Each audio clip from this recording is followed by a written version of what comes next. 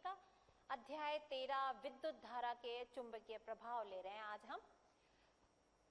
पिछले अध्याय में हमने अध्ययन किया था विद्युत धारा के तापीय प्रभाव का। देखिए, जब हमने उसमें ये देखा था कि जब भी किसी सुचालक में धारा प्रवाहित की जाती है तो सुचालक का गर्म हो जाना विद्युत धारा का तापीय प्रभाव कहलाता है। इस अध्याय में हम देखेंगे विद्युत धारा का चुंबकीय प्रभाव क्या है। सन 1820 में डेनिश वैज्ञानिक ऑरेस्टेड ने अपने प्रयोगों के माध्यम से ये अनुभव किया, ये प्रेक्षित किया उन्होंने कि जब भी किसी सुचालक में या चालक तार में या विद्युत परिपथ में धारा प्रवाहित की जाती है तो धारा बहने के साथ साथ उस चालक तार के चारों ओर एक चुंबकीय क्षेत्र उत्पन्न हो जाता है। इस चुंबकीय क्षेत्र के बारे में उन्हें जानकारी कैसे मिली कि जब उन्होंने उसके पास चुंबकीय सुई रखी तो वो सुई विक्षेपित हुई, यानी उसकी स्थिति में कुछ बदलाव आया, इसे कहते हैं हम विक्षेप। तो ये तभी संभव हो पाया जबकि उस चुंबकीय सुई के आसपास क्या था, चुंबकीय क्षेत्र था। तो आइए जानते हैं ऑरेस्टेड ने किस प्रकार अपना यह प्रयोग संपादित किया।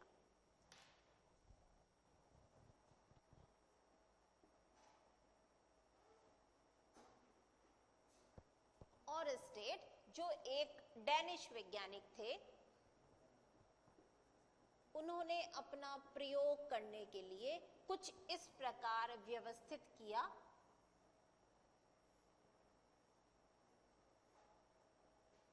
सेल या बैटरी, कुंजी,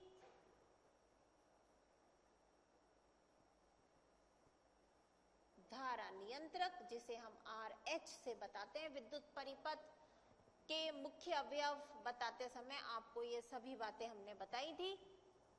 ये बैटरी का प्लस और ये माइनस सिरा। अब उन्होंने इस बिंदु A और इस बिंदु B के मध्य एक चालक तार लगा दिया।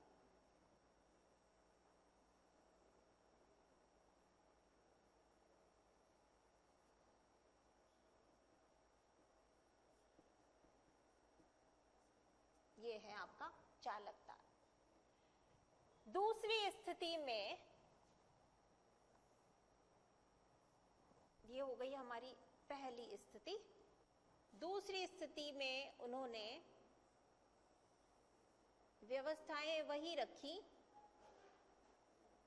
A और B, ये सेल या बैटरी, यहां कुंजी K, ध्यान दीजिएगा आप, यहां कुंजी K का प्लग निकला हुआ है, यानी इस परिपथ में कोई धारा नहीं बह रही है, जबकि दूसरी स्थिति में कुंजी K का ये प्लग हमने लगा रखा है, यानी इसमें धारा बह रही है। बाकी सभी संयोजन उसी प्रकार। अब धारा जब बह रही है, धारा की दिशा जैसा कि हमने आपको बताया धन सिरे से ऋण सिरे की ओर, तो धारा की दिशा इस प्रकार, धारा I। पहली स्थिति में धारा I का मान 0 है, कोई धारा नहीं बह रही है। इस स्थिति में जब इसके पास हम ये, हमसे मतलब अब तो हम पढ़ रहे हैं, ऑरेस्टेड वैज्ञानिक जब इस प्रकार के परिपथ के पास ये चुंबकीय सुई लेकर आए, यहां N और यहां S, उत्तरी ध्रुव और दक्षिणी ध्रुव, इसमें किसी भी प्रकार का कोई परिवर्तन उन्हें अनुभव नहीं हुआ, यानी ये चुंबकीय सुई कैसी महसूस हुई, उन्हें अविक्षेपित।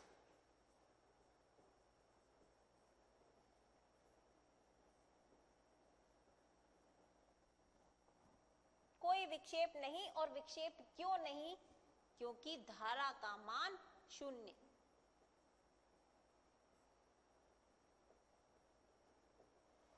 जबकि दूसरी स्थिति में जहां धारा बह रही है, धन सिरे से ऋण सिरे की तरफ जा रही है, तो इस चालक तार में से होकर के भी वो धारा प्रवाहित हो रही है, और जब इसके नजदीक हम ये चुंबकीय सुई लेकर जाते हैं तो कुछ इस प्रकार देखा कि ये अपनी स्थिति से अलग दिखाई दे रही है। किस प्रकार की ये इसकी स्थिति है देखिएगा।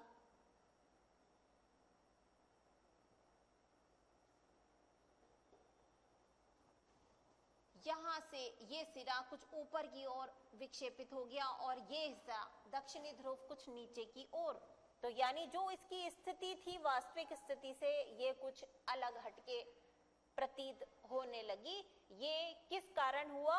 क्योंकि इसमें धारा बह रही है और धारा के बहने से चुंबकीय क्षेत्र उत्पन्न होता है। धारा बहने से उत्पन्न चुंबकीय क्षेत्र विक्षेप प्रदर्शित। चुंबकीय सुई में विक्षेप हमें महसूस होता है।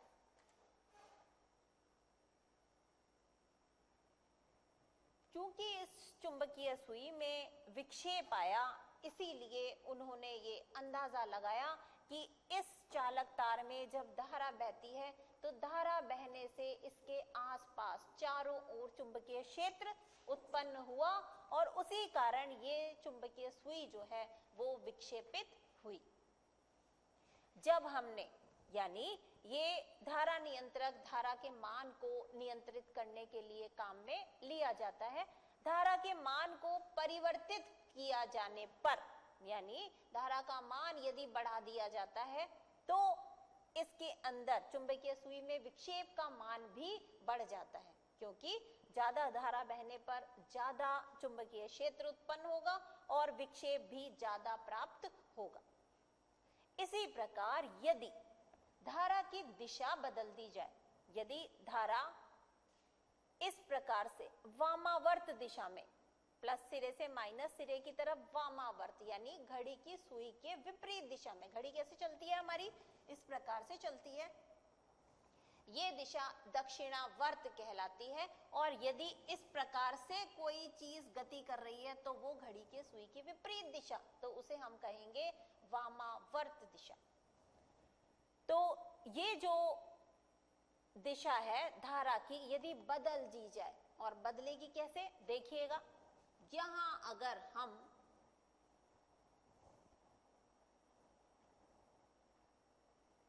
माइनस सिरा और यहां यदि minus plus minus plus minus और ये प्लस, बैटरी के सिरे को बदल दिया हमने और प्लस से माइनस की तरफ चलने के लिए धारा तब क्या हो जाएगी, धारा की दिशा बदल जाएगी। अब यहां से यहां यानी पहले की तुलना में धारा की दिशा बदल गई है। अब धारा इस प्रकार बह रही है तो ये देखा जाता है कि चुंबकीय सुई के विक्षेप की दिशा भी बदल जाती है। यदि ये सुई पहले ऊपर की तरफ विक्षेपित हुई है तो अब ये सुई नीचे की तरफ विक्षेपित होगी।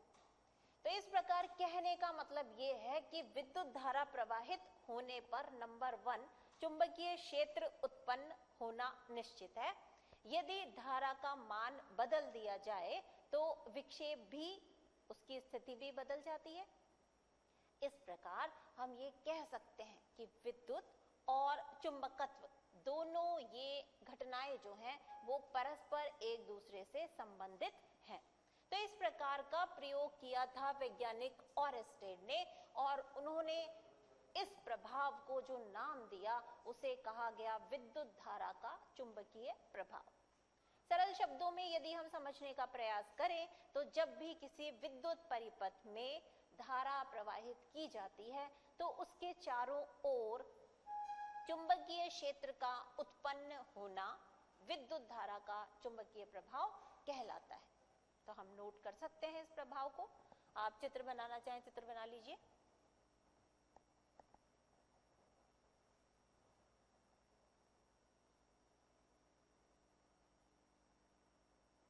पहला चित्र ये बता रहा है हमें कि यदि परिपथ में धारा नहीं बहती है, धारा का मान 0 है, तो चुंबकीय सुई कोई विक्षेप नहीं बताती है। लेकिन दूसरे चित्र के माध्यम से ये चीज बताई गई है कि यदि धारा बहने लगती है तो चालक तार के चारों तरफ चुंबकीय क्षेत्र उत्पन्न हो जाता है, और जिसका पता हमें चुंबकीय सुई से लगता है। चुंबकीय सुई में विक्षेप का आना ही हमें ये बताता है कि आसपास चुंबकीय क्षेत्र उत्पन्न हो गया है। धारा से ये चुंबकीय क्षेत्र चूंकि संबंधित है, तो धारा का मान परिवर्तित करने पर चुंबकीय क्षेत्र का मान भी परिवर्तित होगा। यदि धारा की दिशा बदल दी जाती है तो विक्षेप भी दूसरी दिशा में प्रदर्शित होगा।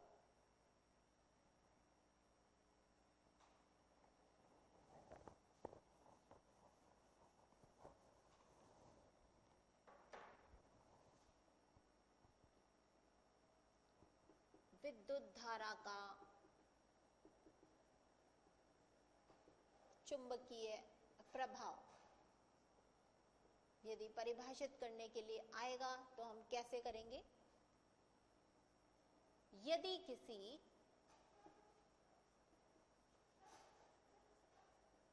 विद्युत परिपथ में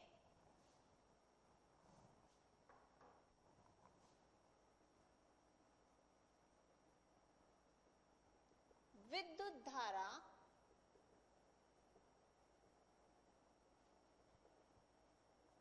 प्रवाहित की जाती है,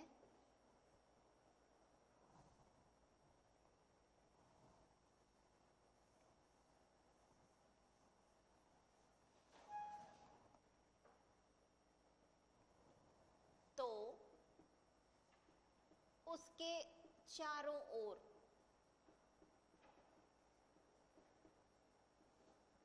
चुंबकीय क्षेत्र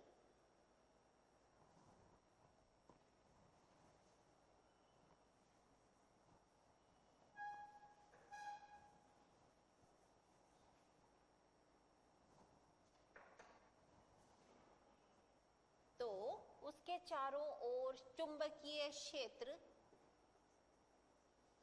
उत्पन्न होता है। इसे विद्युत धारा का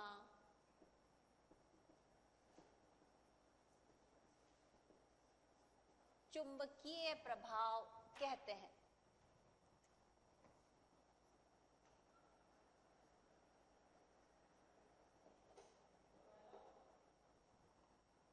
तो आराम से हमें ध्यान रखने में कोई दिक्कत नहीं होगी। विद्युत धारा का तापीय प्रभाव, जिसमें विद्युत धारा प्रवाहित करने पर वो गर्म हो जाए, और विद्युत धारा का चुंबकीय प्रभाव, जिसमें विद्युत परिपथ में धारा प्रवाहित करने पर चुंबकीय क्षेत्र उत्पन्न हो जाए।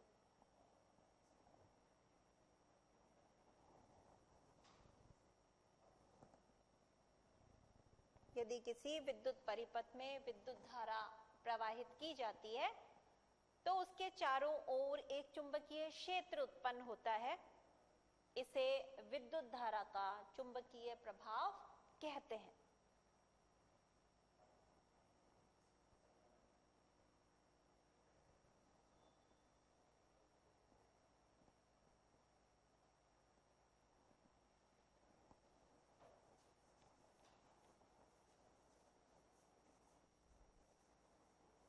आगे हम लेंगे ये चुंबकीय क्षेत्र क्या है, इसे किस प्रकार प्रदर्शित किया जाता है।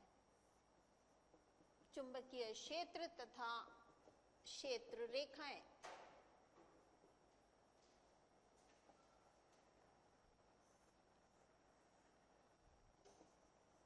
पहले हम सामान्य जानकारी चुंबक की लेते हैं।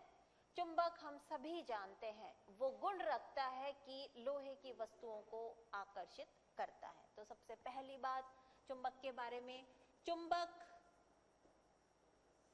का यह गुण है कि वह लोहे की वस्तुओं को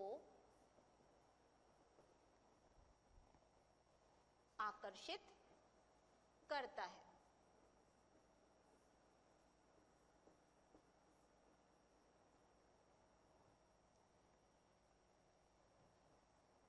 चुंबक में दो ध्रुव होते हैं,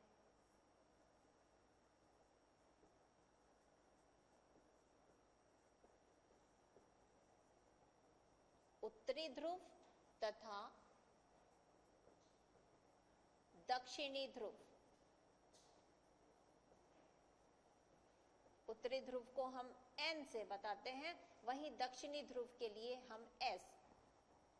उत्तरी को अंग्रेजी में नॉर्थ कहा जाता है तो N प्रयुक्त किया जाता है, दक्षिणी साउथ से S काम में लिया जाता है।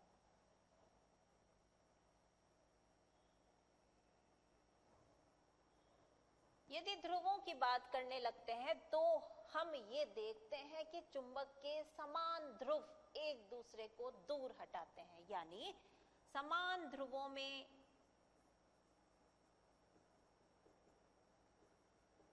प्रतिकर्षण, जबकि असमान ध्रुवों में आकर्षण होता है। अ से अ, असमान ध्रुवों में आकर्षण होता है।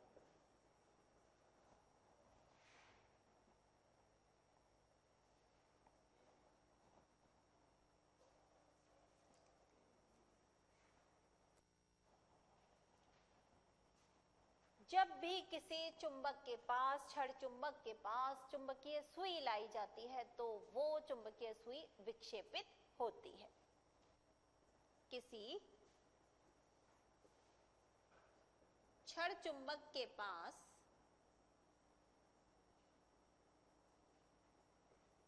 चुंबकीय सुई लाने पर वह विक्षेपित होती है। अब विक्षेपित शब्द आपको समझ में आ गया है, अपनी मूल दिशा से स्थिति बदल जाना सुई का। किसी छड़ चुंबक के पास चुंबकीय सुई लाने पर वह विक्षेपित होती है।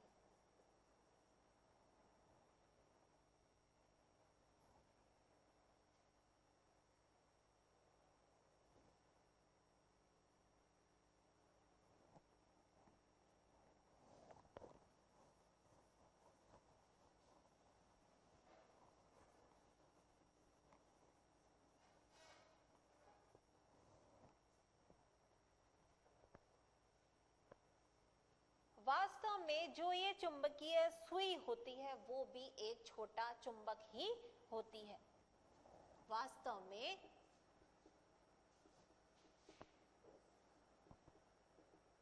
चुंबकीय सुई भी एक छोटा चुंबक होती है।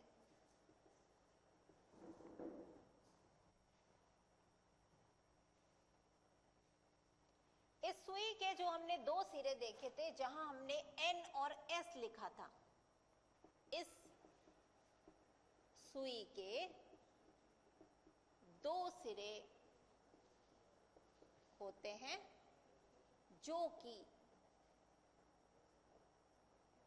उत्तरी व दक्षिणी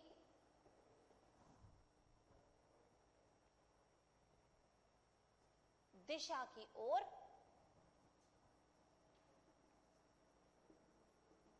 संकेत करते हैं। आपने ध्यान दिया होगा, हमने सुई के चित्र में N और S दर्शाया था।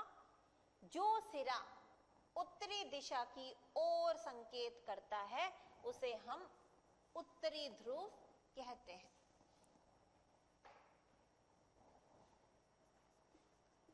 उत्तरी दिशा की ओर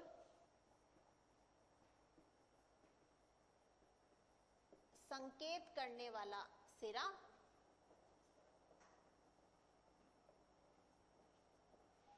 उत्तरी ध्रुव जबकि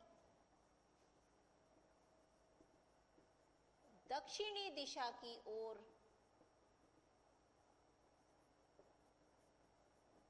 संकेत करने वाला सिरा दक्षिणी ध्रुव कहलाता है। तो कोई दिक्कत नहीं है इस बात में, उत्तरी दिशा की ओर जो सिरा है वो उत्तरी और दक्षिणी दिशा की ओर जो सिरा है वो दक्षिणी। समय है बच्चों ब्रेक का, लौटते हैं ब्रेक के बाद।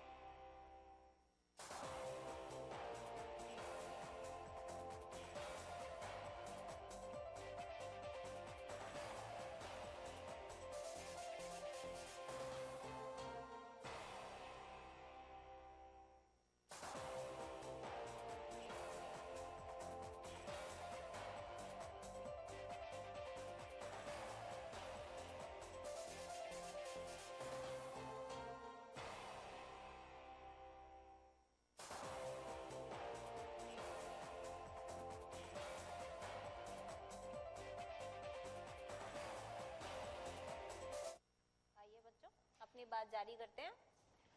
सबसे शुरुआत में हम बात कर रहे थे चुंबक की, कि चुंबक का ये गुण है कि वह लोहे की वस्तुओं को आकर्षित करता है। साथ ही साथ हमने आपको ये बताया उसके दो ध्रुव होते हैं, उत्तरी और दक्षिणी ध्रुव। चुंबक के समान ध्रुवों में जहां प्रतिकर्षण होता है वहीं उसके असमान ध्रुवों में आकर्षण होता है। तो हमने आपसे कहा है अ को अ से ध्यान रखना है, यानी उत्तरी ध्रुव को दूर हटाएगा और इसी प्रकार दक्षिणी ध्रुव को दूर हटाएगा, जबकि उत्तरी दक्षिणी को आकर्षित करेगा और इसी प्रकार दक्षिणी ध्रुव उत्तरी ध्रुव को आकर्षित करेगा। किसी छड़ चुंबक के पास यदि चुंबकीय सुई लाई जाती है तो वो सुई विक्षेपित होती है। वास्तव में चुंबकीय सुई भी एक छोटा छड़ चुंबक ही होती है और इस सुई के भी दो सिरे होते हैं जो कि उत्तरी और दक्षिणी दिशा की ओर संकेत करते हैं। अब उत्तरी दिशा की ओर जो सिरा संकेत करता है उसे उत्तरी ध्रुव कहा जाता है और दक्षिणी दिशा की ओर संकेत करने वाला सिरा दक्षिणी ध्रुव कहलाता है। तो इतनी बात थी चुंबक और चुंबकीय सुई की। अब देखिए आप, चुंबकीय क्षेत्र किसे कहेंगे हम?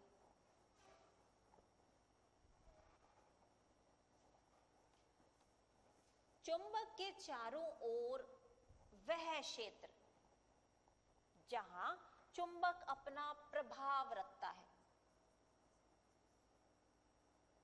चुंबक के चारों ओर वह क्षेत्र जहां चुंबक अपना प्रभाव रखता है,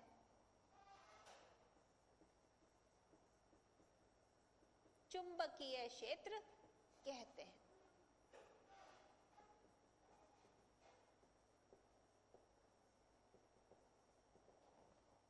तो चुंबकीय क्षेत्र की परिभाषा यदि करने के लिए आती है हमें, तो हम लिखेंगे चुंबक के चारों ओर वह क्षेत्र जहां चुंबक अपना प्रभाव रखता है, चुंबकीय क्षेत्र कहलाता है।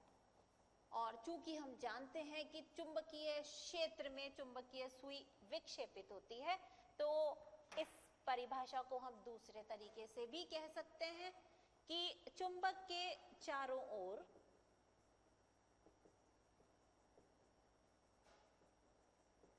वह क्षेत्र जहां तक चुंबकीय सुई विक्षेपित होती है,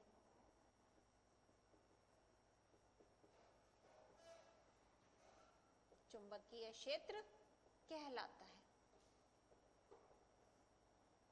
तो दोनों ही प्रकार से परिभाषाएं यदि की जाती हैं तो बिल्कुल सही है।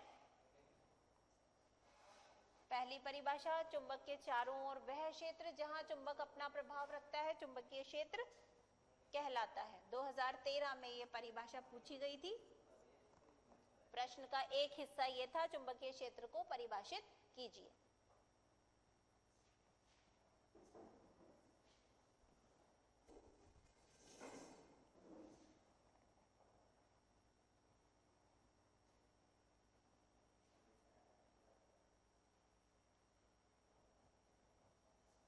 चुंबकीय क्षेत्र एक सदिश राशि है और ऐसी राशियां जिनके लिए हमें परिमाण और दिशा यानी संख्यात्मक मान और दिशा दोनों की आवश्यकता होती है, वो राशियां सदिश राशियां कहलाती हैं। अर्थात परिमाण व दिशा दोनों आवश्यक हैं।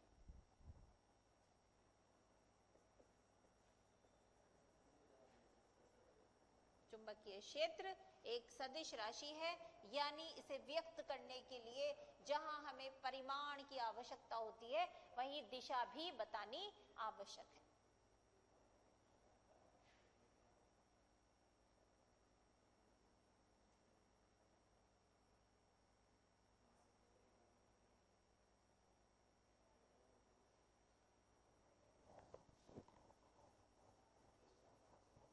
चुंबक के चारों ओर कुछ ऐसी अदृश्य रेखाएं होती हैं जिन्हें चुंबकीय बल रेखाएं कहा जाता है, और इन्हीं अदृश्य चुंबकीय बल रेखाओं के कारण ही चुंबकीय क्षेत्र होता है।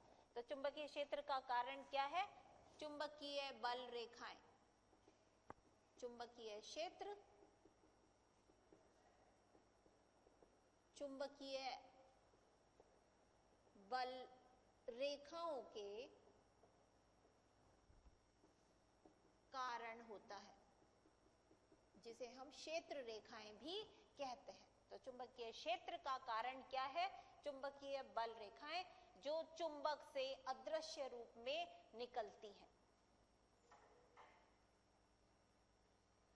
एक प्रयोग के माध्यम से इन चुंबकीय बल रेखाओं को प्रदर्शित किया जा सकता है।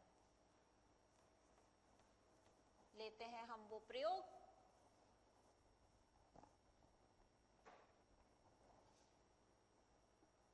द्वारा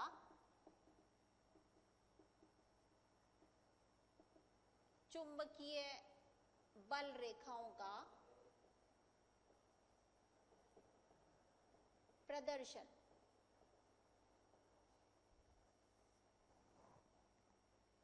एक ऐसा प्रयोग या क्रियाकलाप जिसे हम कहेंगे वो हम लेने जा रहे हैं जिसके द्वारा हम चुंबकीय बल रेखाओं को प्रदर्शित कर सकते हैं।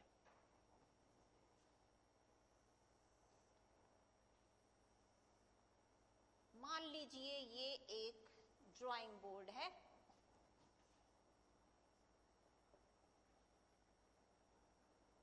और इस पर हमने एक सफेद कागज लगा दिया।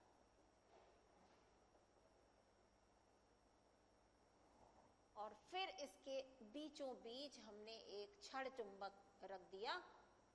छड़ चुंबक जैसा कि हमने बताया दो ध्रुव हैं, उसके N और S, और उसके बाद इस चुंबक के चारों तरफ हमने कुछ लोहे का चूर्ण छितरा दिया।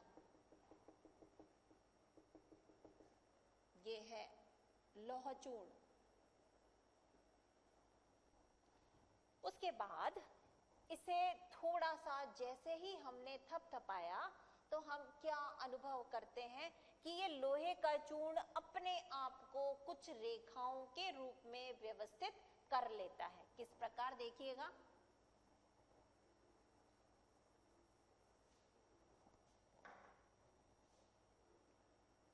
इस प्रकार से ये वृत्ताकार पथों में स्वयं को व्यवस्थित कर लेता है और नीचे भी इसी प्रकार लौह चूर्ण वृत्ताकार रेखाओं में व्यवस्थित।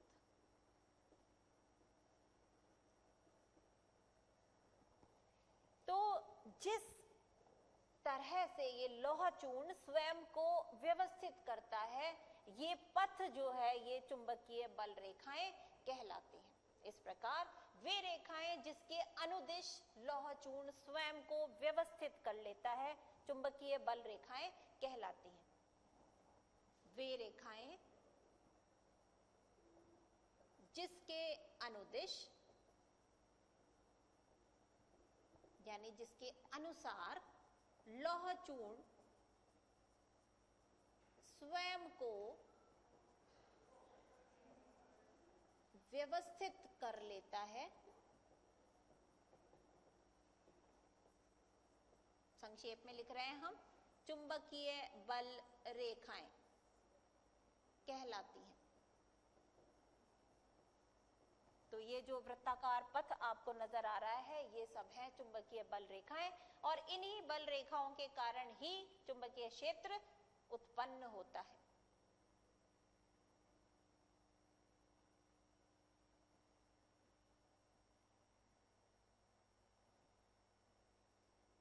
वर्ष 2013 में एक प्रश्न आया हुआ है इससे संबंधित कि एक छड़ चुंबक के चारों ओर आप चुंबकीय बल रेखाओं को प्रदर्शित करने का चित्र बनाइए।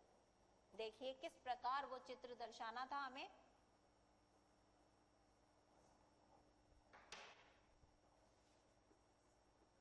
छड़ चुंबक के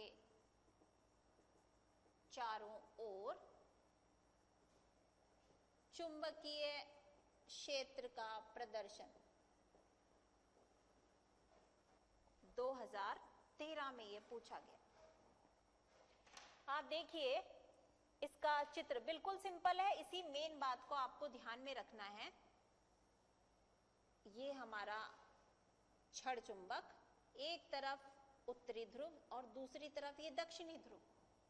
हमें ध्यान बस इतना रखना है कि जो चुंबकीय क्षेत्र है उसकी दिशा का, पहले हम यहां से इस प्रकार से ये वृत्ताकार पथ जैसा कि अभी हमने क्रियाकलाप में भी देखा उस प्रकार के पथ हमें इसमें बनाने हैं,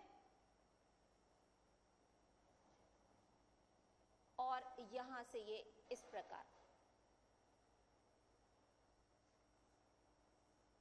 ये सरल सा चित्र पूछा गया था 2013 में। अब बात आती है बच्चों दिशा की। चुंबक के बाहर हमें ध्यान रखना है कि जो चुंबकीय क्षेत्र है उसकी दिशा उत्तरी से दक्षिणी ध्रुव, यानी ये उत्तरी ध्रुव और दक्षिणी ध्रुव, तो इस प्रकार से तीर लगेंगे उत्तरी से दक्षिणी ध्रुव की तरफ चुंबक के बाहर, और यहाँ भी इसी प्रकार उत्तरी से दक्षिणी ध्रुव। ये इंपॉर्टेंट चीज है दिशा का बताना। लेकिन चुंबक के भीतर की तरफ क्या होता है बच्चों, बिल्कुल उल्टा। अब दक्षिणी से उत्तरी ध्रुव की तरफ चलती हैं, यानी दक्षिणी से ये यहाँ से प्रवेश करेंगी और उत्तरी से बाहर निकलेंगी। तो इस प्रकार का जो चित्र है वो आपको बनाना है। अगर हम पूरा देखें, देखिएगा यहाँ से उत्तरी से दक्षिणी चली और फिर अंदर कैसे जाएगी, दक्षिणी से उत्तरी, उत्तरी से दक्षिणी और दक्षिणी से उत्तरी। इसका मतलब चुंबकीय बल रेखाएं एक बंद वक्र के रूप में होती है। तो आप ये चित्र बनाइए। उसके बाद हम बात करते हैं चुंबकीय बल रेखाओं के कुछ गुणों की।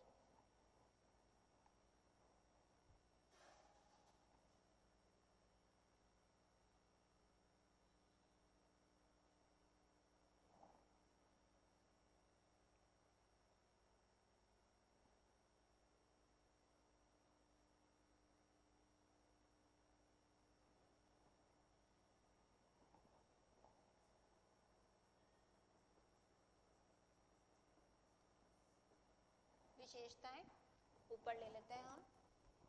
चुंबकीय बल रेखाओं की विशेषता वही 2013 में पूछी गई हैं।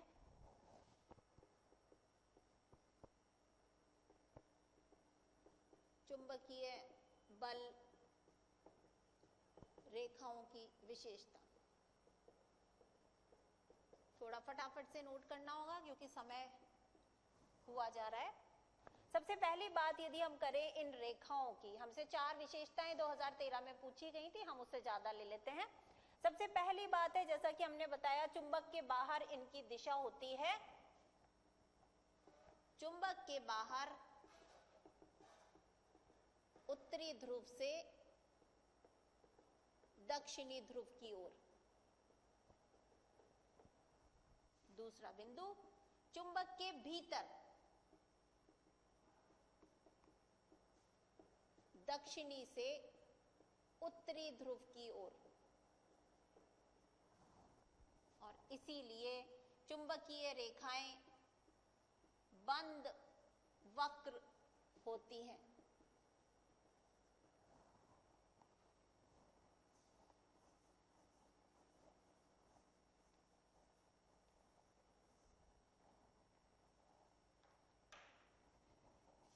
चौथा पॉइंट, इन रेखाओं पर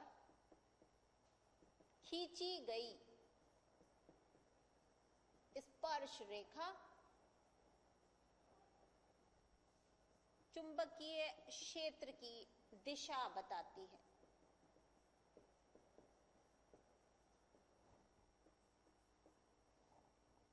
चुंबक के बाहर उत्तरी से दक्षिणी ध्रुव, चुंबक के भीतर दक्षिणी से उत्तरी ध्रुव। चुंबकीय बल रेखाएं बंद वक्र होती हैं और इन रेखाओं पर खींची गई स्पर्श रेखा चुंबकीय क्षेत्र की दिशा बताती है। ध्रुवों पर जहां ये निकट होती हैं, ये देखिएगा, यहां पर चुंबकीय बल रेखाएं काफी नजदीक हैं एक दूसरे के, वहां चुंबकीय क्षेत्र प्रबल होता है। तो चुंबक के शेष भागों की तुलना में चुंबक के ध्रुवों पर चुंबकीय क्षेत्र प्रबल होता है। ये रेखाएं एक दूसरे को नहीं काटती, लगातार ये चलती जाती हैं और एक दूसरे को ये कभी भी नहीं काटती। ये भी प्रश्न 2013 में पूछा गया है कि ये रेखाएं एक दूसरे को क्यों नहीं काटती। यदि ऐसा होता तो जिस बिंदु पर ये एक दूसरे को काटती, वहां दिक्सूचक सुई या चुंबकीय सुई को रखने पर 2 दिशाओं की ओर संकेत होता, जो कि प्रैक्टिकली यानी वास्तव में पॉसिबल नहीं। इसलिए ये रेखाएं एक दूसरे को कभी भी नहीं काटती हैं।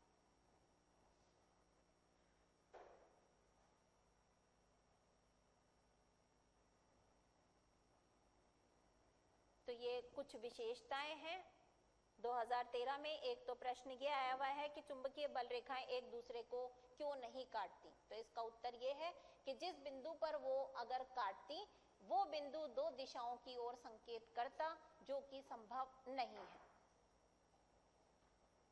और दूसरा 2013 का जो प्रश्न था वो था चुंबकीय क्षेत्र किसे कहते हैं, हमने डिस्कस कर लिया।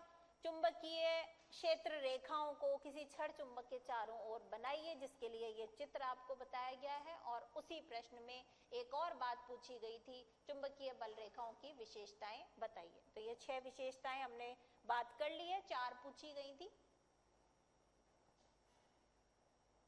इन्हीं विशेषताओं के बाद साथ ही आज का लेक्चर तो यहीं समाप्त करते हैं और मिलते हैं कुछ नया लेकर के अगली क्लास में। नमस्कार।